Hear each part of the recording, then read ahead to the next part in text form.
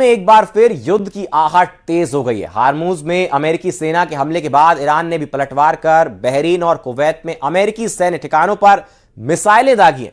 इतना ही नहीं, straight of Hormuz से गुजरने वाले जहाजों को भी निशाना बनाया गया है, जिसके बाद हालात इतने तनावपूर्ण हो गए हैं और अमेरिकी राष्ट्रपति ट्रंप ने भी ईरानी युद्धपोत की तस्वीर शेयर कर जंग की खुली चेतावनी दे दी है, जिसके बाद ईरान ने भी साफ कर दिया है कि अगर जंग दोबारा छिड़ी तो इस बार इसकी आग भूमध्य सागर तक पहुंचेगी।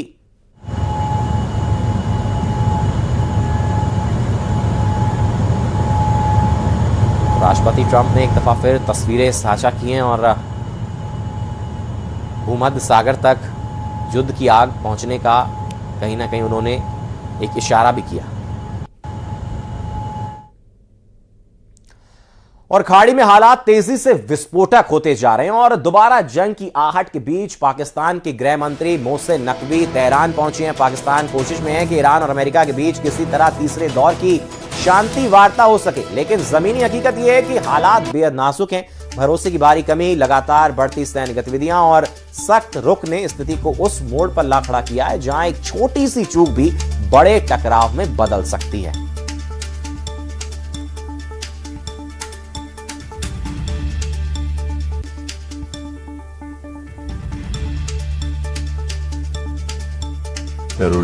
بله بنده اینجا هستم برای اینکه special letter نامه ویژه‌ای رو تحویل بدم from the field marshal از طرف for his eminence Ayatollah به Khamenei।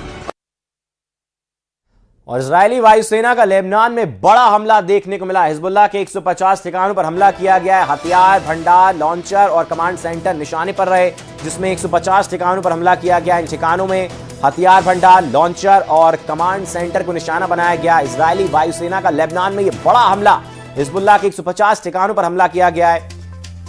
हथियार भंडार, लॉन्चर और कमांड सेंटर निशाने पर रहे।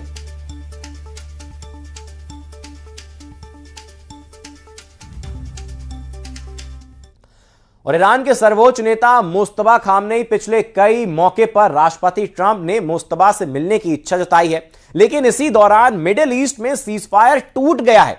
अमेरिका ईरान पर हमला कर रहा है तो वहीं ईरान कुवैत और बहरीन को निशाना बना रहा है। ईरान में तो खबरें यहां तक चल रही हैं कि युद्ध का दूसरा राउंड शुरू होने से पहले मुस्तफा इज बैक, यानी मुस्तफा की वापसी हो गई। देखिए,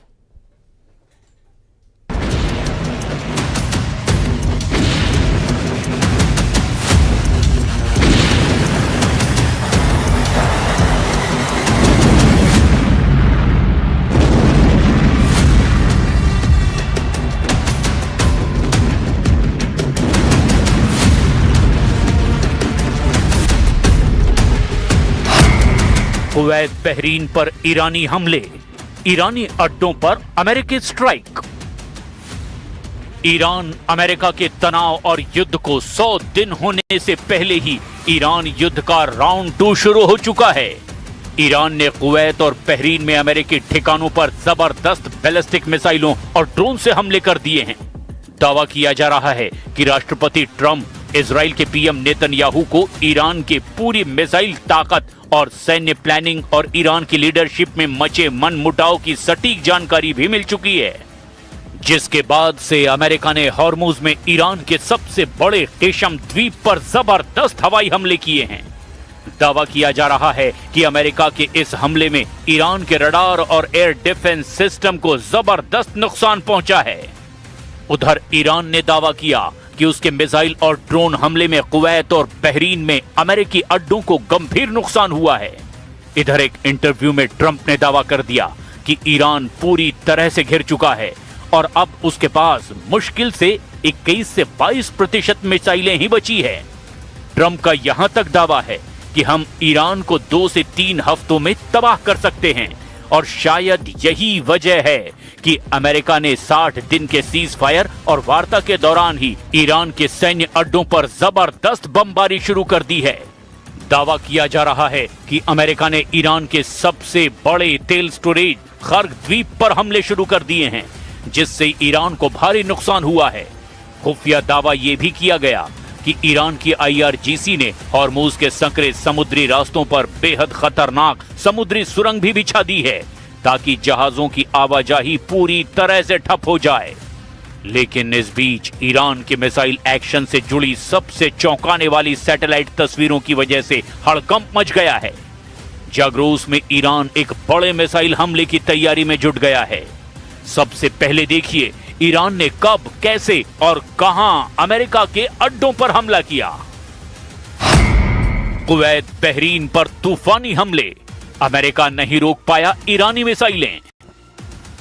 अभी तक पुख्ता तौर पर नहीं पता चला कि अमेरिका ने अचानक ईरान पर हमले क्यों किए और क्यों ईरान ने एक के बाद एक बैलिस्टिक मिसाइलों से अरब देशों पर हमले शुरू कर दिए। ईरान ने ये मिसाइल हमले हॉर्मुज के मिसाइल अड्डों, पश्चिमी ईरान, उत्तर ईरान और उत्तर पश्चिम ईरान के मिसाइल अड्डों से किए हैं, ऐसे दावे किए जा रहे हैं। इस वक्त सबसे ज्यादा हैरान करने वाली खबर यह भी है कि 100 घंटे के अंदर ईरान ने कुवैत और बहरीन पर दूसरी बार बेहद तेज और तीखा मिसाइल हमला कर दिया है।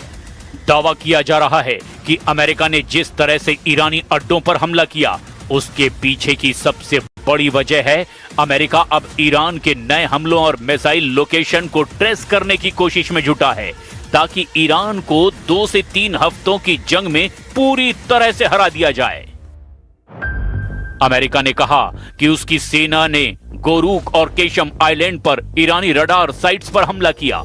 अमेरिकी सेंट्रल कमांड यानी सेंटकॉम के मुताबिक पहले हॉर्मुज में ईरान के 4 अटैक ड्रोन मार गिराए गए, फिर आगे के हमले रोकने के लिए रडार साइट्स को निशाना बनाया गया। इसके जवाब में ईरान की रिवोल्यूशनरी गार्ड्स यानी कि IRGC ने कहा उसने स्ट्रीट ऑफ हॉर्मुज के पास दुश्मन के ठिकानों पर मिसाइल से हमला किया। वहीं सेंटकॉम के मुताबिक ईरान ने कुवैत और बहरीन की ओर 7 बैलिस्टिक मिसाइलें दागी, जिसमें 6 को हवा में ही रोक दिया गया जबकि 7वीं अपने टारगेट तक नहीं पहुंच सकी। हवाई रक्षा प्रणालियों में 7 में से 6 ईरानी मिसाइलों को हवा में ही मार गिराया गया। बहरीन के गृह मंत्रालय ने तड़के 4:15 पर देशव्यापी सायरन बजाकर नागरिकों को सुरक्षित जगहों पर जाने को कहा। अमेरिकी वायुसेना ने स्ट्रेटेजिक जलमार्ग स्ट्रीट ऑफ हॉर्मुज के पास ईरानी तटीय निगरानी रडार ठिकानों पर बमबारी की है। इस बीच अमेरिकी राष्ट्रपति डोनाल्ड ट्रंप ने कहा अमेरिकी हमलों के बाद ईरान की मिसाइल क्षमता काफी कमजोर हो गई है और उसके पास सिर्फ 21 से 22% मिसाइलें ही बची है।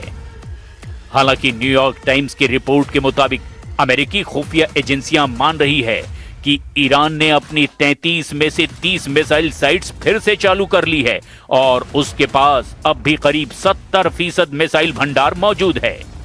बहरीन ने कहा कि सभी मिसाइलों को सफलतापूर्वक इंटरसेप्ट कर लिया गया और इसके लिए उसने अपनी और कुवैत की सेनाओं की सतर्कता की तारीफ की। बहरीन ने ईरान से तुरंत हमले रोकने, हॉर्मुज को पूरी तरह से खोलने और समुद्री बारूदी सुरंगों की जानकारी देने और फंसे हुए 20,000 से ज्यादा नाविकों को सुरक्षित निकालने की मांग की है। ईरान के इस्लामिक रिवोल्यूशनरी गार्ड कॉर्प्स यानी IRGC ने दावा किया कि उसने हॉर्मुज स्ट्रेट से निकलने की कोशिश कर रहे 4 तेल टैंकरों में से एक को रोक दिया है। IRGC के मुताबिक चेतावनी मिलने के बाद बाकी 3 टैंकर भी पीछे हट गए हैं। 159 ships in 4 days. Even Ken is impressed by that. 4 days, 159 ships at the bottom of the sea.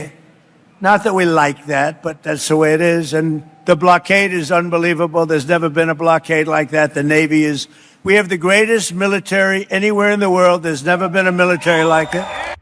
अमेरिकी सेंट्रल कमांड यानी सेंटकॉम और रक्षा सूत्रों से मिली ताजा जानकारी के मुताबिक हॉर्मुज और खर्ग द्वीप के आसपास अमेरिकी वायुसेना और नौसेना ने ईरान के सैन्य ठिकानों और नाकेबंदी तोड़ने वाले जहाजों को निशाना बनाया है।